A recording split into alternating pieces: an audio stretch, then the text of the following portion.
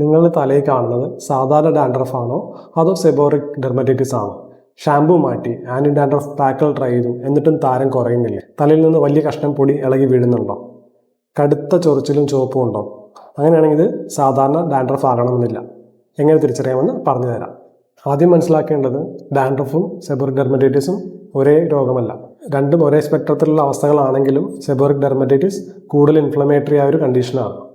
താരനിൽ സാധാരണയായി കണ്ടുവരുന്നത് ചെറിയ ഫ്ലേക്സ് ആണ് കണ്ടുവരിക. ചെറിയ ചൊറിച്ചിലുണ്ടാവാം, പക്ഷേ അധികമായിട്ടുള്ള ചുവപ്പോ അല്ലെങ്കിൽ ഇൻഫ്ലമേഷനോ ഉണ്ടാകാറില്ല.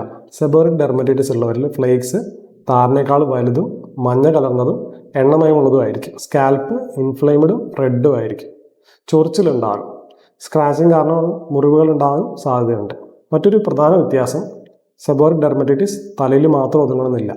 കൺപോളകൾ, മൂക്കിൻ്റെ ഇരുവശങ്ങൾ, ചെവിയുടെ പിന്നിൽ, താടി ഭാഗം, നെഞ്ചിൻ്റെ മധ്യഭാഗം ഇവിടെയും ചുവപ്പും പൊടികളക്കലും ഉണ്ടാവാൻ സാധ്യതയുണ്ട്.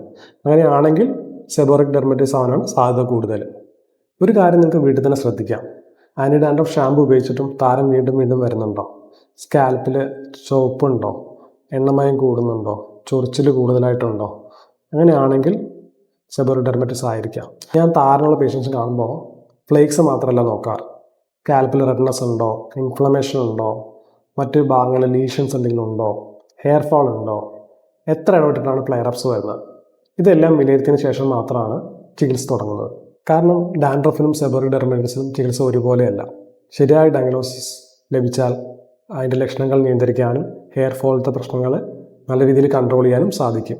നിങ്ങൾക്ക് ഡാൻഡ്രഫ് ആണോ സെബോറിക് ഡെർമറ്റൈറ്റിസ് ആണോ എന്ന് കമൻറ്റിൽ മെൻഷൻ ചെയ്യും.